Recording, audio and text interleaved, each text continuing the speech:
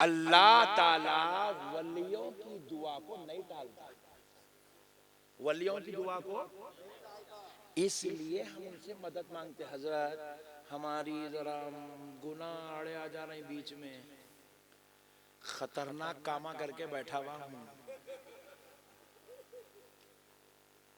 خطائیں بیچ میں آ جا رہی ہے، سیاہ کاریاں بیچ میں آ جا رہی ہے، آپ ولی اللہ ہیں، آپ کی ہر سانس اللہ کے ذکر میں مشغول رہی ہے، آپ کی ہر گھڑی یاد الہی میں گزری ہے، ہر رات آپ نے عبادت میں گزاری ہے، ہر دن آپ نے روزے میں گزارا ہے، آپ کی زبان کثرت سے تلاوت قرآن کی ہوئی ہے، آپ کا قلب ذکر الہی میں مصروف رہا ہے۔ اے اللہ کے ولیوں، میری دعا قبول نہیں ہو رہی ہے کیونکہ میں گناہگار ہوں، میں خطاکار ہوں، میں سیاہکار ہوں، میں عاجز بندہ ہوں، میں مجبور بندہ ہوں، میں رب کی بارگاہ سے اس کی رحمت سے محروم ہو چکا ہوں، لیکن میرا ایمان ہے آپ اللہ کے ولی ہے، آپ دعا کریں گے، میرا ایمان ہے مولا رد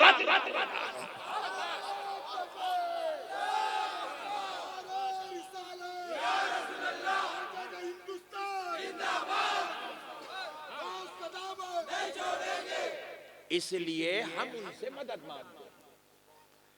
مدد مانگنے کی وجہ یہ ہے کہ وہ محبوب ہے، محبوبوں کی دعا رد نہیں ہوتی، اور وہ لوگ اگر دعا کر دیے مقدر میں موت بھی لکھی ہوئی تو ٹل جاتی، وہ لوگ ولی اگر دعا کر دیے بیماری جس کا دنیا میں کوئی علاج نہیں ہے، ولی دعا کر دے تو ویسی بیماری میں بھی شفا نصیب ہو جاتی ہے۔ اگر کوئی آدمی ایسے بلاؤں میں مبتلا ہو چکا ہے کہ اب کوئی عدالت کے فیصلے اس کے حق میں ہونے کے چانسز نظر نہیں آ رہے ہیں، ویسے وقت میں بھی ولی زبان ہلا دے، خدا کی قسم اس کا بھی بیڑا پار ہو جاتا ہے۔ نعرہ تکبیر، نعرہ رسالت، فیضان اولیاء، سبحان اللہ۔ میرے پیارے دوستو، مسئلوں کو سمجھو، اللہ کے ولیوں کا مقام الگ ہے، ہمارا مقام الگ ہے۔ ہم لوگاں گنہگار لوگاں چپ کے تو بھی چن منو کاما کرتے چھوٹے چھوٹے، ایک نماز پڑھ لی ہے تو یوں پھل جا رہا ہے، کیا ہوا ایسے کہ نمازیوں میں بڑھ رہا، ارے باپ رے، بازو والے تو اور خطرناک ہے، گھر سے نکلتے کہ استین چڑھاتا، یوں یوں چڑھا لے کے جاتا مسجد کو، ارے کیا ہے رے ایسے، ارے نماز کو جا رہا ہوں، اوہ پوری دنیا کو اعلان کر کے جا رہا، نماز کو جا رہا ہوں، نماز کو جا رہا ہوں، نماز کو جا رہا ہوں، اور جاتے جاتے کیا کرتا، او بابو چلو نماز، بابو چلو نماز، مطلب سب کو معلوم I am going to نماز۔ ایسے ہے ہم لوگ، نماز بھی پڑھے تو احسان کرنے کو تو لے لیے قوم، ہماری نمازیں ہیں ہماری آخرت کی بربادی کا سبب بنی ہوئی ہے، اس کے اندر ریاکاری، اس کے اندر مکاری، اس کے اندر دکھاوا، اس کے اندر شرارت، مسجد میں جا کے بھی خاموش بیٹھتے ہیں، گھڑی کو دیکھتے ہیں، گیٹ کو دیکھتے ہیں، امام کب آ رہا، امام کب آ رہا، بدماشی ہے، نیچے منڈی ڈال فکر کر لیتے بٹ امام آن دے تو بھی نقوان تیری نماز ہو گئی تو بس ہے نا، امام صاحب کتنی دیر پہلے آ رہے ہیں، پھر آئے تو سنت پڑھے نہیں پڑھے، ایسا حساب لیتا امام کا جیسا انہیں خدا ہے انہیں بندہ ہے۔ ہماری نماز بھی شرارت بدماشی کا مرکز بنی ہوئی ہے، مسجد کو گیا تو کمیٹی والوں کا پورا چندہ دیکھتا، چیٹ پڑتا پورا، اچھا 1 لاکھ ہو خرچہ 80,000 کرے، 20,000 بچے ہوئے ہیں، اب ان کی کام کیسا پہچانو سوچتا، فین نہیں ڈالے تو جھگڑا کرتا، موزن کی پوری واٹ لگاتا، صدر صاحب کی خبر کھوتا، یا تو خبرستان بازو ہے کیا کیا کرتا نہیں معلوم، ایسی خطرناک ہے ہماری نماز۔ ہماری نماز ریاکاری کا مرکز ہے، ان کی نماز محبت کا مرکز ہے، اخلاص کا مرکز ہے، عاجزی کا مرکز ہے۔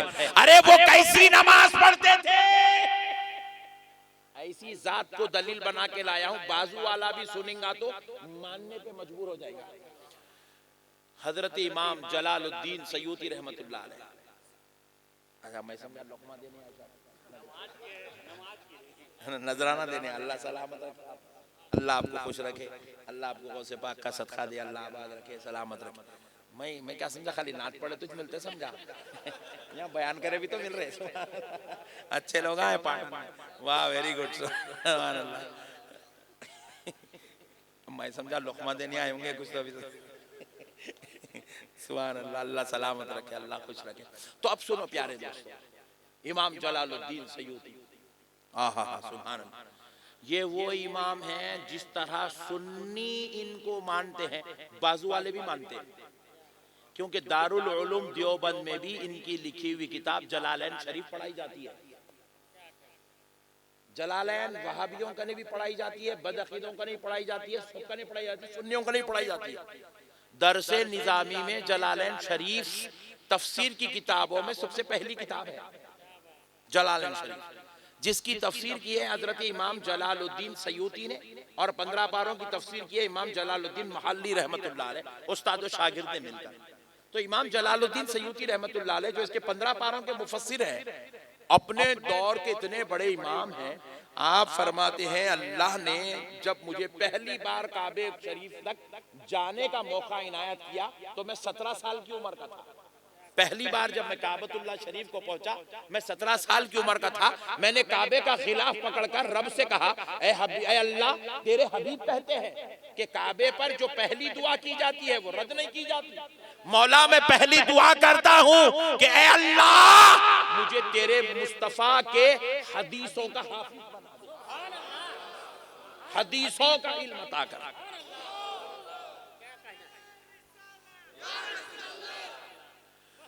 حدیثوں کا علم عطا کر. تو فرماتے ہیں الحمدللہ امام جلال الدین سیوطی جب اس دنیا سے رخصت ہوئے تو آپ 2 لاکھ حدیثوں کے حافظ تھے.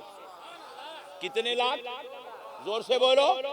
اللہ نے آپ کی وہ دعا قبول کی جو آپ نے 17 سال کی عمر میں کی تھی, تو آپ پردہ فرمانے تک 2 لاکھ حدیثوں کے حافظ ہوئے. آپ فرماتے ہیں اللہ کی قسم مجھے صرف 2 لاکھ حدیثیں ہی ملی, اس لیے میں نے 2 لاکھ یاد کیا. اگر اور بھی 2 لاکھ مل جاتی تو میں اس کو بھی یاد کر لیتا. مجھے جتنی حدیثیں ملی میں نے ساری حدیثوں کو یاد کر لیا. 2 لاکھ حدیثیں مجھے ملی, میں 2 لاکھ حدیثوں کا حافظ ہو گیا.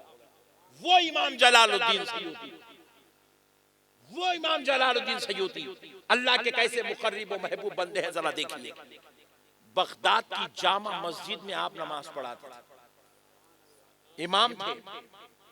بغداد کی جامع مسجد میں امام بولے تو ایسے ہی ہے, ہمارے 2-4 ہزار کے امام کے ایسا نہ کو سمجھو, وہ تو پوری دنیا کے امام تھے. مگر اس زمانے میں نماز اسی شخص کو آگے بڑھاتے تھے جو قوم میں سب سے زیادہ فضیلت والا ہوتا تھا. تنخواہ لے کے نماز نہیں پڑھاتے تھے. ہم تو مجبور لوگ ہیں اس لیے تنخواہ لے کے کاما کرتے ہیں. وہ لوگ الگ تھے, وہ ویسے لوگ تھے جو نہیں کھاتے تھے, مولا انہیں روحانی طور پہ کھلا دیا کرتا تھا. وہ لوگ تھے, ان کی کیفیتیں کچھ اور تھی. امام کا مطلب یہ نہیں کہ 5,000 کی تنخواہ کے امام تھے. امام کا مطلب یہ ہے کہ آپ نماز پڑھایا کرتے تھے, کیونکہ وہ آپ کے گھر کی مسجد تھی, محلے کی مسجد تھی. تو مسجد میں نماز پڑھنے جاتے تھے تو ان سے آگے کون پڑھ سکتا تھا؟ چاہے امام جلال الدین سیوطی جیسی ذات کھڑی ہو, تو آپ کو آگے بھیج دیا, آپ نماز پڑھا رہے. اللہ اکبر. ظہر کی نماز ہے, 4تھی رکعت کے قاعدے میں بیٹھ گئے, اتحیات شریف پڑھ لیے, درود ابراہیم پڑھ لیے, دعائے معصورہ پڑھ لیے, سلام نہیں پھیر رہے. پوری مسجد بھری ہوئی ہے, حضرت سلام نہیں پھیر رہے, سلام نہیں پھیر رہے. 5 منٹ ہو گئے سلام نہیں پھیرے, 15 منٹ ہو گئے سلام نہیں پھیرے. پیچھے سے لقمے شروع ہو گئے, اللہ اکبر اللہ اکبر اللہ اکبر, سلام نہیں پھیر رہے. آدھا گھنٹہ ہو گیا سلام نہیں پھیرے. بعض لوگوں کو خیال آیا شاید نماز میں حضرت کا انتقال ہو گیا, نماز توڑے نکل کے چلے گئے. جن کو جانا تھا کام کو نکل گئے, چلے گئے. مسجد میں سے ایک جنا اٹھ کے جانے لگا. 1 گھنٹہ ہو گیا, اور بھی لوگ جانے والے تھے, وہ بھی چلے گئے. قاعدے میں بیٹھے ہوئے حضرت سلام نہیں پھیر رہے. مگر کچھ شاگرد اور مرید تھے جو حضرت کی یہ روحانی کیفیت سے واقف تھے, یہ باطنی معاملات سے واقف تھے. وہ خاموش بیٹھے ہوئے, بس وہ بیٹھے ہوئے حضرت کے پیچھے خاموش بیٹھے, حتیٰ کہ اب ظہر سے عصر کی نماز تک اس قدر پہنچے کہ اب ظہر کا وقت ختم ہونے والا ہے, عصر کا وقت شروع ہونے والا ہے. اس منظر تک آپ پہنچ گئے. اب آپ اس وقت کہتے ہیں السلام علیکم ورحمت اللہ, السلام علیکم ورحمت اللہ. شاگرد بڑے پریشان ہوئے، قدموں میں گرے، بولے اے اللہ کے پیارے کیا ہوا؟ اتنا لمبا قاعدہ، اتنا لمبا قاعدہ کیا ہوا؟ حضرت امام جلال الدین سیوطی رحمۃ اللہ علیہ کہتے ہیں چھوڑ دو، نماز تمہاری ہو گئی بس ہے، یہ میرا اپنا باطنی معاملہ ہے، یہ میری اپنے راز کے معاملے، اس کو چھوڑ دو۔ کہا نہیں بتاؤ کیا بات ہے، آخر اتنا لمبا قاعدہ کیوں ہوا؟ قوم پیچھے سے لقمے دے دے کے تک کے چلے گئی، کم سے کم خاص بیٹھے ہیں، چاہنے والے بیٹھے ہیں، ان کو تو بتاؤ۔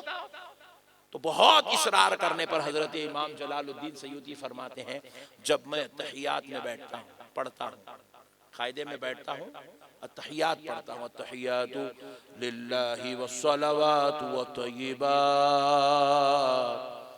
السلام علیک ایہا النبی ورحمت اللہ وبرکاتہ، میں اس کے آگے اس وقت تک نہیں بڑھتا جب تک مجھے مدینے والے مصطفیٰ کا جواب نہیں مل جاتا، جب تک مجھے